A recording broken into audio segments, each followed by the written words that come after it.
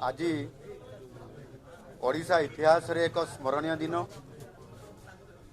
राज्यसभा निर्वाचन रे बीजेपी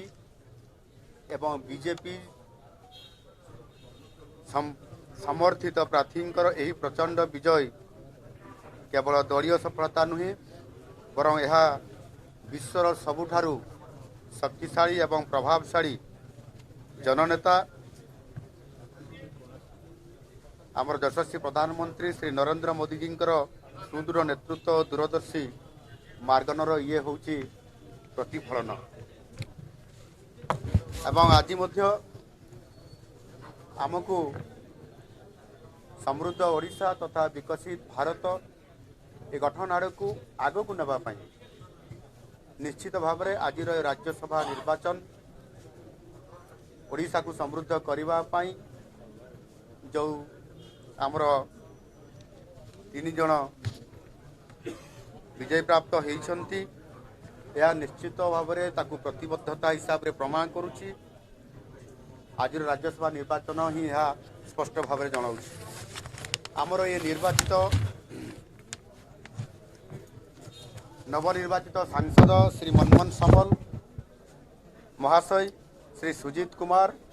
एवं श्री दिलीप राय राज्यसभा रे ओडिशार स्वार्थ रक्षा करने सह मोदी जी विकसित भारत अभियान रे ओडिशा को एक अग्रणी राज्य हिसाब रे निश्चित भाव में आगामी दिन में जो संकल्प नहीं काम करने जीवे निश्चित भाव में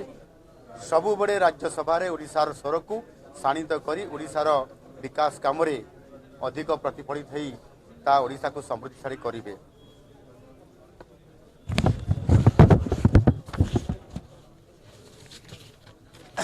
मु आउ गोटे कथा कहवाई चाहे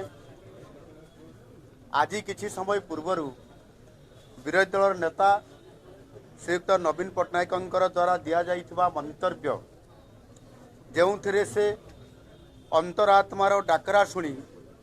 भोट देइतवा विधायक माननकु अपराधिक पृष्ठभूमिर बोली आख्या देइछंती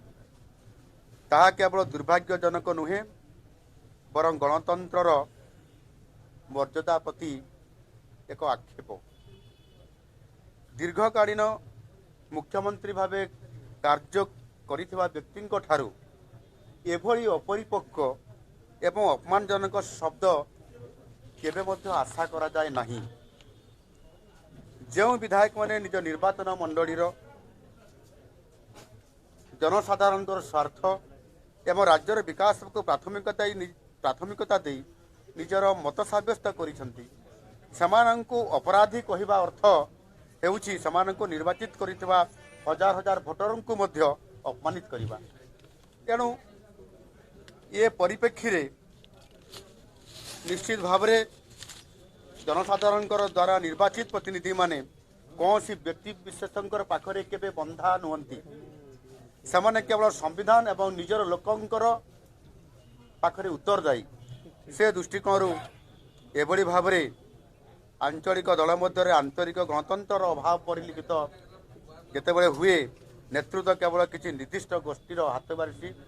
हो जाए से स्वाभिमानी जन प्रतिनिधि माने षड़यंत्र करवा ये गोटे स्वाभाविक कथा। एणु नवीन बाबू भूली जाउछंती जो जो मानकु से आज अपराधी बोली कहउछंती सेमाने किछि दिन पूर्वरु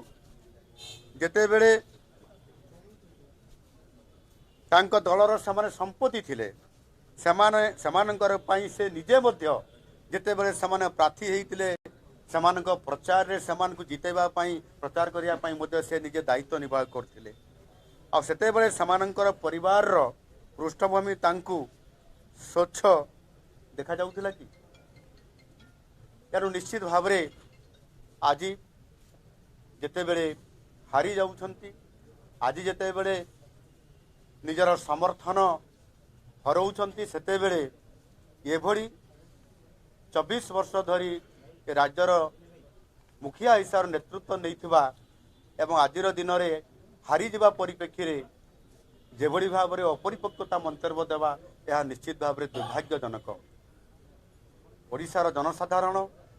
ओडिशार विकास पथरे जी रहिबो नाही ତାଙ୍କୁ ପରିବର୍ତ୍ତନ କରିବାର ଅଧିକାର ଅଛି, ଶକ୍ତି ମଧ୍ୟ ଅଛି। ନିଶ୍ଚିତ ଭାବରେ ଭାରତୀୟ ଜନତା ପାର୍ଟି ଆଜି ନୂଆ ସରକାର ଗଠନ କଲା ପରେ ଲୋକଙ୍କର ସରକାର ହିସାବରେ ଆମ ସରକାର ହିସାବରେ ଯେଭଳି ଭାବରେ ଓଡ଼ିଶାର ସମୃଦ୍ଧି କାମନା କରୁଛନ୍ତି, ଓଡ଼ିଶାର ବିକାଶକୁ ଆଗକୁ ନେବା ପାଇଁ ସଂକଳ୍ପବଦ୍ଧ ହେଇ ସଂକଳ୍ପ ନେଇ କାମ କରୁଛନ୍ତି। ଆଉ ସେଥିରେ ଲୋକମାନଙ୍କର ଯେଉଁ ସହଯୋଗ ନେଇ କାମ କରୁଛନ୍ତି, ଲୋକମାନେ ଯେଭଳି ଭାବରେ ନିଃଶର୍ତ୍ତ ଭାବରେ ସମର୍ଥନ ଦେଉଛନ୍ତି, ତାହାର ପ୍ରତିଫଳନ ସ୍ୱରୂପ ଆଜି ରାଜ୍ୟସଭା ନିର୍ବାଚନରେ ଏଭଳି ଏକ ଅଦ୍ୱିତୀୟ ଫଳାଫଳ ଦେଖିବା ପାଇଁ ମିଳିଲା। ଆଉ ଏହି ଫଳାଫଳ ହିଁ ନିଶ୍ଚିତ ଭାବରେ ଓଡ଼ିଶାକୁ ଶକ୍ତିଶାଳୀ କରିବ, ସମୃଦ୍ଧ କରିବ, ବିକଶିତ କରିବ ଏବଂ ଆଗାମୀ ଦିନରେ ମାନନୀୟ ଯଶସ୍ୱୀ ପ୍ରଧାନମନ୍ତ୍ରୀ ନରେନ୍ଦ୍ର ମୋଦିଜୀଙ୍କର ଯେଉଁ ସଂକଳ୍ପ 2027ରେ ବିକଶିତ ଭାରତ ଗଠନ କରିବା ତାକୁ ସଫଳ କରିବ। ଧନ୍ୟବାଦ।